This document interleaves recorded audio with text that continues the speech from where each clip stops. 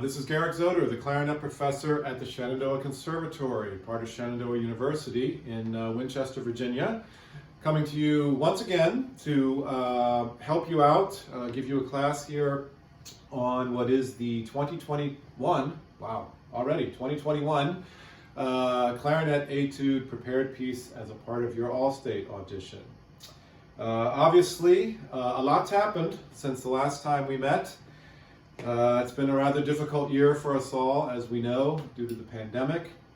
So I just wanted to say that I hope you all have been safe, have been healthy during this time. I hope your families as well have been safe and healthy. And I just wanted to start this class by saying that, you know, from myself, and I'm sure from your band directors, from your parents, from your private teachers, we are all very proud of you. We're very proud of the fact that you are continuing to work on your music, to improve your clarinet playing, and to continue to take part in events such as your district band and such as your All-State audition. It's not so easy to keep our motivation up and to keep our dedication up during this past year with all the difficulties that we've had. So we're all very, very, very proud of you for continuing to work on your music. So I just thought I would say that here at the beginning of the video. So generally in the past, the way I've done these videos is I give a little spiel here at the beginning, like I just did, and then I play through the Étude for you. A couple of weeks ago, 2 weeks ago actually, I had to have some dental work done, a rather painful procedure on my gums called a gum graft. And so I still have some sutures in my mouth here, and I can't quite get back to playing yet. Hopefully by the end of this week I'll be able to play. So today we are going to have a guest perform for you the Étude here at the beginning of the video. And this gentleman is named Mr. Jacob Moyer. He's an alumni of Shenandoah here. He was a clarinet performance major here with me. And he graduated about 2-3 years ago. And about 7 months after graduating with his undergrad degree in clarinet performance, he won a position with the President's own United States Marine Band in Washington, D.C. So Jacob is a student that we all are very, very proud of here at Shenandoah, and he graciously agreed to perform the piece for you all today. So we will start today's class with a performance of the Étude by Mr. Jacob Moyer from the Marine Band, and I hope you enjoy it.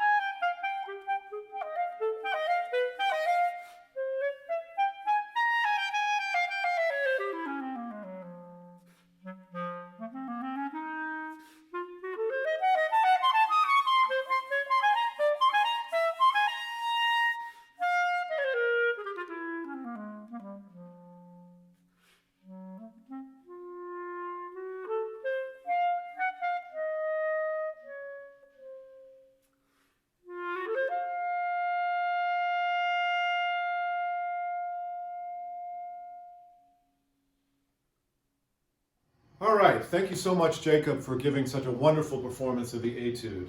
I think maybe I'll have you do them from now on because you did such a great job. I'm sure that the students learned a lot from your playing, so that was really wonderful. So now I'll kind of do my spiel here, talk about the piece a little bit, and give you some helpful hints on how to perform it well. So the good news about this Étude compared to last year's Étude is that this one is technically much easier. So all of you should have a much easier time preparing this piece than the one from last year, which was certainly much more challenging. So let's talk a little bit about a little bit of the technical details in the piece and ways to overcome the technical challenges that we do find in the piece. If we go to measure 3, we need to use our left hand C. Remember to use our left hand C when coming from our right hand E flat, right? So we go right hand E flat, and then we need to go to our left hand C. We don't want to slide between the left E flat, or rather the right E flat, and the right hand C. Now, if you have an auxiliary key, which is the extra E flat key over here on the left, then you don't need to do that, right? But I think the majority of us probably still, including myself, have a B flat clarinet that does not have the auxiliary key. So in measure 3, we want to make sure to use that left hand C going to right hand E flat. Yeah? Measure 6, on the downbeat, we have the exact same thing. Also in measure 6, it's helpful, I think, to use the side F sharp fingering. And the side F sharp fingering allows us to not have to flip back and forth between F sharp and G. So using the side, which is F plus the bottom 2 side keys there, that gives you a nice F sharp, is a much easier way to execute the G flat or F sharp to F that we find in measure 6. Going on, measure 9. Yes, okay, so when we get to measure 9, there's another option that you might want to consider, and this is using the what we call 1-in-1 B flat on the downbeat of measure 9. So we would go from F here at the end of measure 8, and then lifting the 2 fingers here of the left hand, we get what's called the 1-in-1 B flat, right? This is another fingering for what is usually the side B flat. And this works very well here because we go from F to B flat on the downbeat to D, which is the second note of the triplet there at the beginning of measure 9. So you might want to consider doing that. Now, the 1-in-1 B flat is a little bit of a tricky fingering on the clarinet in that it works optimally when the cork in your bridge key is working best. In other words, has not worn down. So when the bridge key cork wears down and you finger 1-in-1, oftentimes this pad here will move and that will stop the note from speaking. So if that's happening to you, you can turn the bridge key a little bit to the left, a little bit to the right, and find the place where the 1-in-1 works without this pad moving. Yeah? And of course, if the cork is worn away significantly, you might want to consider having that replaced so that the 1-in-1 is an option for you, the 1-in-1 B flat. Yeah? You don't have to use that fingering at the beginning of measure 9. You can certainly also just use the regular side B flat, but for some people, going F 1-in-1 to D there is a little bit easier, a little bit more comfortable. So I offer that as a possibility there in measure 9. Okay, the next technical challenge we have is sort of just noticing the notes, and that is in measure 12, right? Here we return to the same music that we had at the opening of the Étude in measure 2. But when we get to measure 13, all of a sudden the music changes, right? And we have this leap downward from D to A, right? So we want to make sure that we actually do the change. Our ear is very good at remembering what we have played previously. And oftentimes it will, how should I say, misinform our fingers to play the same thing we heard at the beginning. So we have to take note and make sure that we see that in measure 13, we have music which is all of a sudden different from measure 12, which is identical to measure 2 of the piece, right? So we just want to make sure we do that. Yeah? Good. Then we go on to measure 16, and I only mention measure 16 because we want to make sure that the second A flat in the measure that we play in A flat, that being the last note of the 4/16 in beat 1 of measure 16. So we have A flat, F, B, A flat. Be careful not to play an A natural. And if you need to mark the note as an A flat, not a problem, go right ahead and mark it. Yeah? There's nothing wrong with sort of notating the same pitches that are flat or sharp throughout a measure. If they don't do that in the music, you can do it and no problem. If that helps you, you should definitely do it. Good. Then we come to measure 19, 17, 18, 19. Yes, and here again, I just mentioned that to make sure to play an A natural at the end of the triplet in beat 2.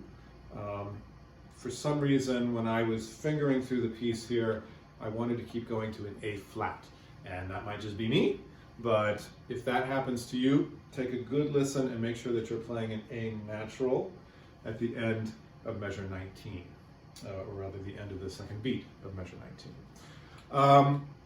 Yeah, so that actually, what we just talked about there, that's pretty much covers all of the technical challenges in this piece. Like I said earlier, this piece is a lot easier on the fingers than the one from last year. So we thank the VBODA for picking this piece this year, that's for sure. All right, so that covers our technical details. Now, let me move my notes over here, and we will go on to some other things that I noticed in the piece. And that is what I would call sort of ambiguous dynamic markings and articulations. We have quite a few of them in this etude, and it's worth spending a little bit of time talking about how to deal with them when we're practicing and when we're performing the piece. As you may know from my previous videos, I think I've mentioned this in the previous videos, mezzo forte is not a dynamic that I like. And to put it bluntly, I think it is a useless dynamic, so to speak. And I say that because what does mezzo forte mean? How would you describe mezzo forte? Well, most people would say medium loud, or perhaps half as loud. And then the next question would be, well, half as loud as what? Well, I guess that means half as loud as forte. So if forte is loud, then mezzo forte is half as loud. But of course, mezzo forte is more than mezzo piano. So what I'm getting at here is that mezzo dynamics are very, very difficult to quantify. They are difficult to sort of produce in a way that, especially in a competitive situation, is going to please the people listening to you, which in this case are your adjudicators. So for instance, you play mezzo forte and one adjudicator will say, that's too loud, that's not mezzo forte, or you will play mezzo forte and another adjudicator will say, that's too soft, that's not mezzo forte, right? Everybody has their own opinion about these things. And so having a piece where mezzo forte appears so many times, in fact, if I'm correct, it appears 7 times in this, what is basically a 23 measure piece, right? And that's a lot of mezzo forte, yeah? So the question is, how can you make mezzo forte work in this piece? How can you make these 7 repetitions of mezzo forte work, yeah? So the solution is to look at the dynamics immediately preceding mezzo forte and to look at the dynamics that are immediately following the mezzo forte, right? So these dynamics, the ones preceding and the ones following the mezzo forte, are what will gauge how loud or how soft your mezzo forte will be. Now, because you have mezzo forte here, you will need to be more extreme about the dynamics surrounding mezzo forte. So if you have piano before mezzo forte, you need to play softer. If you have forte after mezzo forte, the forte needs to be louder, right? And that way, we hear the mezzo forte in context to the dynamics around it, okay? So, for example, if we look at measure 5, we start in mezzo piano, right? Then in measure 6, we have a crescendo which leads to mezzo forte in measure 7. Then we crescendo to forte in measure 8.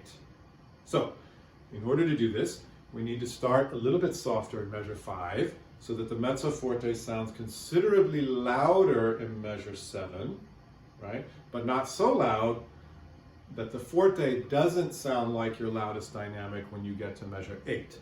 So, in this instance in the piece, measures 5, 6, 7, and 8, mezzo forte is merely a dynamic that you're passing through on the way to forte, right? So that's a very specific way to look at mezzo forte. You pass through mezzo forte from a softer dynamic to the louder dynamic in this instance. And so that's the way I would approach that use of mezzo forte in the piece. Now, additionally, we should take a look in the piece and see where mezzo forte actually occurs as the loudest dynamic, right? And we see this in measure 12. And here we come from mezzo forte, and then we peak, or rather we come from mezzo piano rather, and then we peak at mezzo forte, and then we do a diminuendo to mezzo piano in measure 14, right? So here, mezzo forte is the peak of that dynamic. We start soft, we go to mezzo forte, and then we get softer. Okay, so that's the second use, really, and that's the second use of how mezzo forte is used in this piece. Okay, so that's the way I would approach all of these mezzo fortes happening in the music. Yeah. As a side note, not to dwell on mezzo forte too long here, but one thing we need to think about as wind players, especially, is, and this doesn't necessarily apply to this etude, but it could. And we need to consider how much time do we actually spend playing mezzo forte in a piece, right? And unfortunately, we often end up playing mezzo forte a lot in a given piece, right? A lot of the time. And the reason for that is, in general, we often don't use enough air when we're playing the clarinet. We often, especially students, we don't use enough air, we don't project enough, and so we end up in this world of kind of mezzo dynamic, mezzo forte all the time, right? So I think a good practice tool, or good practice suggestion rather, for you all is to really listen to the dynamics, right? And try to do them in the most extreme way that you can. When you have piano, play super, super soft, pianissimo, barely play, forte, very strong with a lot of air, fortissimo, even stronger with an even greater flow of air, yeah? And work on really making those dynamics noticeable. And that way, you won't end up in what I call sort of mezzo forte world, where we're not really playing loud and we're not really playing soft, okay? Great. So, moving on a little bit here, sort of a final note about the dynamics in this piece and dynamics in general. There are quite a few crescendos and decrescendos in this piece, right? And one thing that's very important to remember is that a crescendo or a decrescendo take place over time. In other words, they take place over a given number of beats in a piece, right? Or perhaps even a given number of measures in a piece. Oftentimes when students see a crescendo or decrescendo in a piece, they will often immediately get louder or immediately get softer, right? And so we want to avoid doing this. We want to take a look in the piece and see, the crescendo takes place over 2 beats, or the crescendo takes place over 1 beat, or perhaps the crescendo takes place over 3 measures, right? And decrescendos, of course, work the exact same way. So we want to make sure in our music, and in this etude, because there are many crescendos and decrescendos, that we make sure that they take place over time, right? And that they don't take place instantaneously, okay?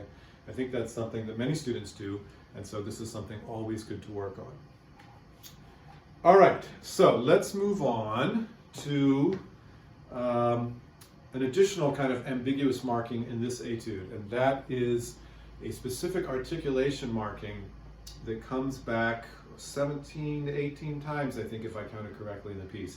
And you will see in the etude a marking of a dash over a dot on an articulation, right? And this type of articulation, as written in this etude, is kind of the mezzo fortes of articulations. What do I mean by that? Well, we take a look at this articulation and we say, I see a dot, so that means I should play short, and I see a tenuto marking, or dash, and that means I should play long. And I see both of these markings over a note. So, what do I do? Right? I play it a certain way, and one judge says it's too short.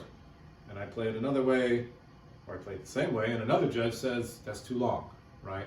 So, again, this is a very sort of ambiguous marking in the music, and especially in a competitive situation, this makes it very difficult for the person performing, because it sets up a scenario where almost no matter what you do, somebody is going to say it's too short or too long, right? So, how do we fix this? Well, the way to do this is to not necessarily look at these articulations as note lengths, but rather to look at them as part of the character of the music, right? In other words, ask yourself, what articulation, when you see this in the music, what articulation do you think fits the character of the music you're playing, right? And oftentimes in this piece, the measures that have this articulation are, I think, quite light, sort of scherzando-ish, not very heavy. So articulating these notes, as Jacob did in the video, in a way which is more lifted, so to speak. We lift the notes, they're light, they're scherzando-ish, is probably the best suggestion. Now, as we look at the piece, you may find instances where a longer articulation seems to fit the character, right? Or you may find instances where a shorter articulation fits the character, right? So for instance, in measure 10, where we have bum be da dee bum ba da dum bum ba da da. Short might be nice, right? Gives it a nice lift. Bum ba da dum bum ba da dum bum ba da da. Yeah, that's nice. Or perhaps ba dee da dee ba dee da dee ba dee da dee. I think in measure 10, that's an instance where really either one would be acceptable, right? So that's one way to think about these sort of ambiguous dash with a dot underneath it type articulation. And again, we see this many, many times in the piece. So think about it in terms of character. What is the character you're trying to convey with this articulation? Not so much what is the shortness or length of the note. The character, how do these ambiguous articulation markings, how do they help you convey the character of the music? Okay? So that's the way to think about that. Now, going on, let's talk a little bit again about articulation in the piece, because there are a couple other things which I think are really good to point out. Do make sure to tongue the beginning of all the slurred sections in the piece, right? For example, measure 2, you need to tongue the start of each beat, yes? Measure 3, you need to tongue the E in beat 1, and of course also the final note of that measure. Measure 10, you have to tongue the start of each of the 2 note 16th groupings, right? And then slur into the last 8th note of the triplet, right? Which also happens in measure 17. In other words, what I'm saying is, closely observe in this piece where you need to tongue a note, especially when it starts a slurred passage. Students tend to either ignore these markings in the music and slur long passages where we need to actually tongue the beginning of groupings, or sometimes students will often add, believe it or not, add tonguing to passages that are actually slurred. Yeah, so make sure that you don't do that. Yeah, the judges listening to you are going to be picking up on that very, very quickly. So make sure you tongue exactly where is indicated in the music. Don't slur passages where you need to tongue in them, and don't add articulations where they're not in the music. Yeah, that would be good to do. Okay, also we have some accents in this piece, right? We have measure 3, 7, 8, 14, 18, 19, we have accents there. So you want to give a little bit of a sting to those, have them pop out of the music a little bit. That'll be nice. And again, all of these things add to the character of the music. Yep. Okay, there's really just one more sort of technical thing to look at in the piece, which is there's a little bit of an odd notation that happens at the end of measure 17 leading into measure 18. There is a tie in the music there, which to me doesn't really seem to belong there, and it can kind of catch you off guard rhythmically because it happens over a rallentando. So take a close look at that. Yeah, note that the note at the end of 17 actually is tied into the downbeat of 18. And oddly enough, there is an articulation on the downbeat of 18. Rather, an accent on the downbeat of 18, not an articulation. So how do we do this, right? How do we do that accent, which is connected to a tie, without actually tonguing the C, right, that's there with the accent? Again, go back to Jacob's performance, you'll hear exactly what to do, which is to use what's called sort of a breath accent on that tied note, right? So we go downbeat to 17, bum ba da dum, bum ba da dum, bum ba da da ha, ha, ha. And you use a little bit of air, just a little extra burst of air, while holding the note through the tie, and that will create the effect that the composer is going for here.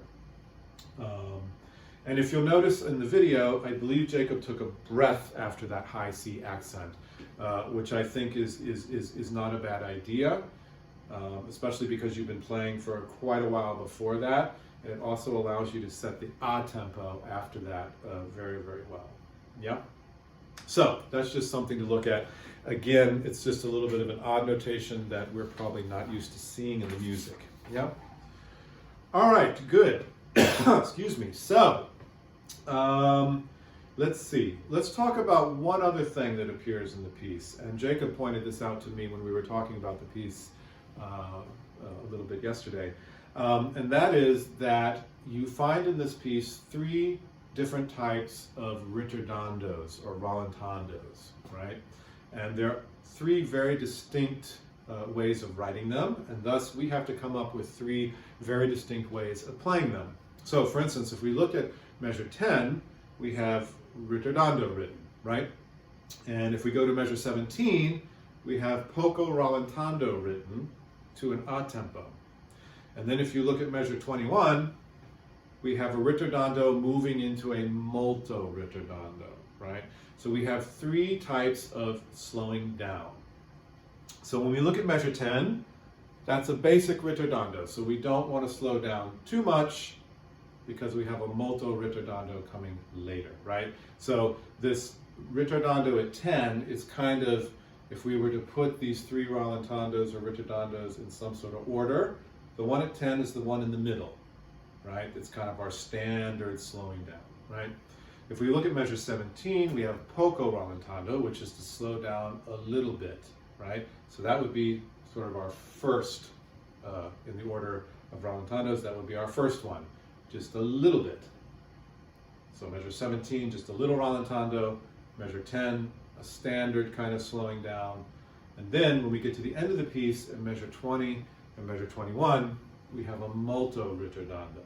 So that one is the biggest one. So we want to save the really, really big slowing down for that moment. And if you follow this plan, you will really, really, really, really clearly show the difference between these 3 notations in the piece. They're rather important, and I think if you're able to do that, you're going to get a lot of points from the judges for doing it. Yeah? So make sure to do that. Yeah? Good. All right. So as we close the class here, I guess it would make sense to talk a little bit about the musical character of this piece. And I say character because I think this piece kind of goes back and forth between 2 characters.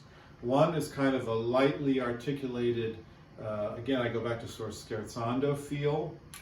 If you notice the marking at the beginning of the piece, we have allegro grazioso, right? So you want to make sure to know what that means. Most of you probably know, but if you don't know, you're in luck because I'm going to tell you right now.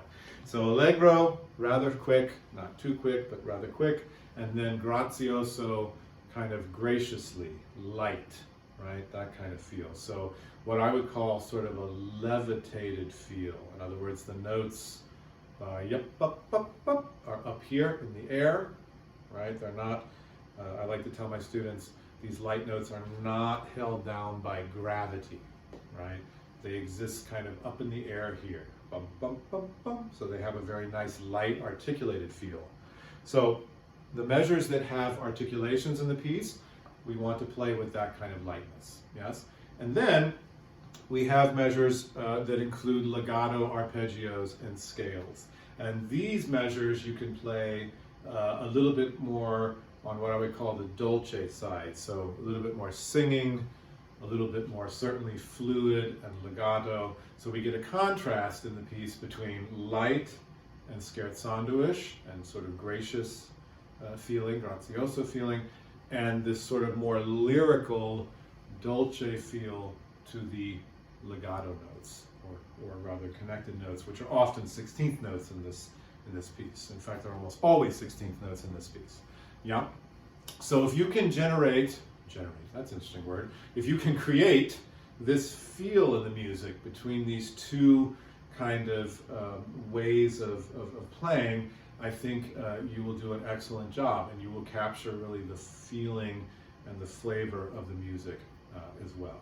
After all, at the end of the day, you know, when we play a piece of music, and even in an audition setting where I know, you know, we're all thinking about the numbers that are being totaled or the grades that are being given, these types of things, we want to remember and keep in mind that the music at the end of the day is all about the character. It's all about the feel. And it's all about what you do with the clarinet, how you use your air, how you move your fingers, right? All of these things we do on the clarinet, all these things that you're learning with your private teacher or with your band director, all of these things at the end of the day create a feel and a character in the music. And this is what is most important in music when we play. And this short etude actually gives you a really great opportunity to do that. So I think it's a good idea to spend some time listening to yourself and thinking about these things, right? Good, all right. So I'm not exactly certain on how you all are doing the audition this year. However, as we know, due to the pandemic, most auditions are being held via Zoom or via your computer, right? So I just want to say a little bit about tools that are good to have as a part of sort of presenting yourself in the best light in this type of situation. So I'm just going to put the clarinet down real quick, and I'm going to go over here and I'm going to pick up what is an external microphone. Yes, this external microphone here is what's called a Blue Yeti, right? And this one actually happens to be blue. You can get them in various colors if you wish. And this is a rather inexpensive, it's about $130 microphone, which I find works very, very well for performing virtually or performing through Zoom or auditioning through Zoom. So I suggest all of you should get an external microphone of some sort that you can plug into your computer. And by doing that, you will greatly increase the quality of your audition, whether you're making a video or whether you're doing it live via Zoom. If you use the internal internal microphone in your computer, your laptop or your desktop, these are not of great quality. And it is extremely difficult to sound good. Oftentimes these programs will distort the sound. These microphones rather will distort the sound. So you need a good microphone, a good external microphone in order to make yourself sound really good. Now if you have an external microphone, once you get one of these, one of the most important settings on the back is something called the gain, right? Turning up the gain will increase the volume at which the microphone picks you up, and it often creates distortion. So for the clarinet, the optimal setting of the gain is actually quite low. You don't want to go too high with this, yeah? But it's certainly something you want to pay attention to when you're recording virtually. So do pay attention to the gain. Do not crank it all the way up. I'd say about a quarter of the way, maybe, you know, it'd be about sort of large hand on the 9, on the clock, so to speak, over here. That's kind of one way to think about having the gain set on your microphone. Don't set it too high when you're using the external mic, yeah? Good, and a final thought about using Zoom. I don't know if you all are using Zoom for this audition or not, but if you are, you want to make sure to activate something called the original sound. You will see, if it's on your Zoom, you will see it on the upper left-hand corner. It will say Enable Original Sound. And yes, you want to enable the original sound. And you can do that, you can find this, if you don't know where this is, go to your settings, go to the audio settings, click on Advanced. And when you do that, you will see a sentence that says Enable Original Sound, and you will check that box, right? When you do that, Zoom, it changes the compression rate at which the program works, and it really is the ideal setting for doing an audition or a lesson or any of these types of things, okay? So that's a little bit on microphones. And I guess I'll just close this presentation by saying if you're interested in having a Zoom session on this piece with Jacob or myself, you can reach us at the email, which should be appearing on the screen right now here as I'm closing out this class. Just contact either one of us and we'd be more than happy to listen to your audition. Perhaps you'd like to run it through for us or something of that nature. Please feel free to reach out and contact either one of us.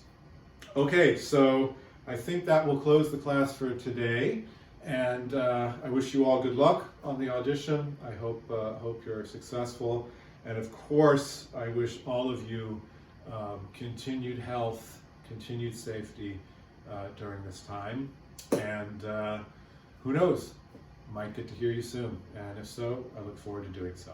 So good luck and take care.